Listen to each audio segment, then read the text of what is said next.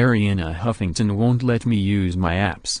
When I heard about Arianna Huffington's new Thrive app for Android, I thought what any rational person in control of their own lives would. This is stupid. Who needs an app that stops you from accessing your other apps? After using it for a couple of days, however, I'm sad to say that I need this app.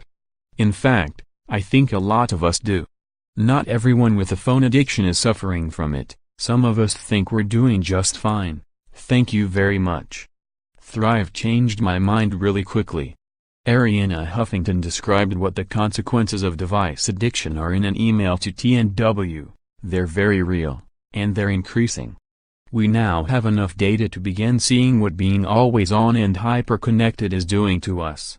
And, as the science shows, the dangers are real. Overexposure to technology damages our connections with ourselves and with others. And there's an increasing amount of research showing even greater dangers for our children. It's a challenge we're going to have to deal with, and 2018 is going to be pivotal. In order to review the app properly, I installed it on the phone I use for everything. And I decided to try and use it the way I imagined someone who needs it would. If this comes off as haughty, that's because it was, which I lament.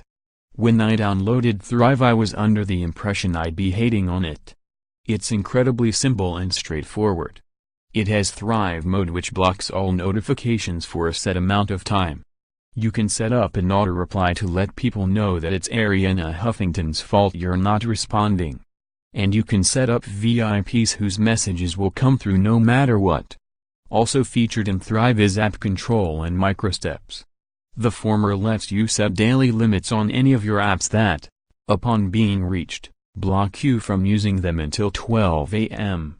And the latter is a set of small, science-backed behavior changes you can incorporate into your daily life today for greater well-being. They're essentially fortune cookie-sized suggestions you can implement into your life to help you control habits.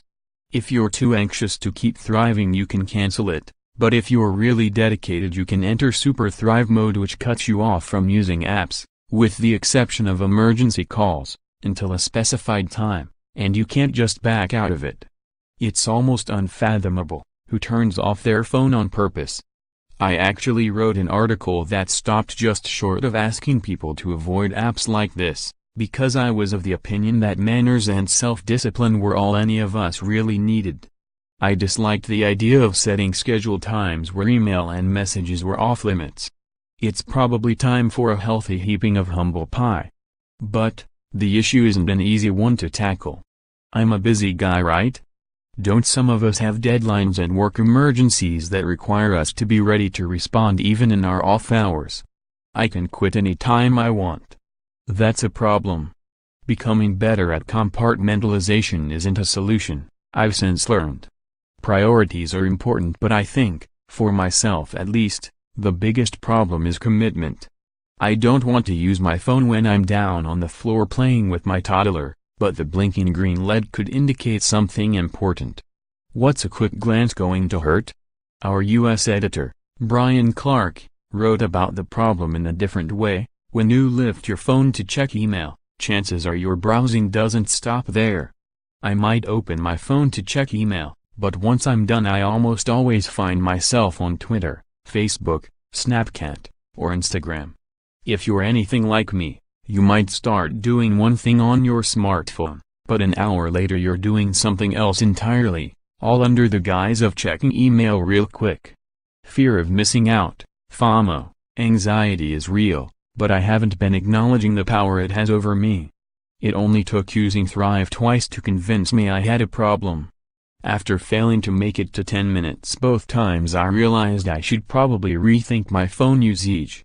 Thrive is actually helping me do that. The simple act of pressing the begin button is like a digital version of admitting you have a problem, which, as we all know, is the first step. It's also good to know I'm not alone. Huffington believes that many people, like myself, have the same problem. What I would really like to see is a cultural shift.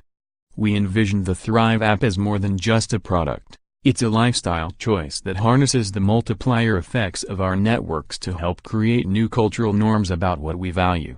Through the Thrive app, We can make technology work for us, and ensure that we value recharging and focusing just as much as we value staying updated and informed. I'm not gonna lie, turning on Thrive mode feels a little dorky. As a technology journalist, it feels like a tiny betrayal to press a button that, basically, turns off the most important piece of technology in my life. But I'd rather feel a little dorky than miss out on my kid growing up. Thrive is available on Android for free. You can download it on the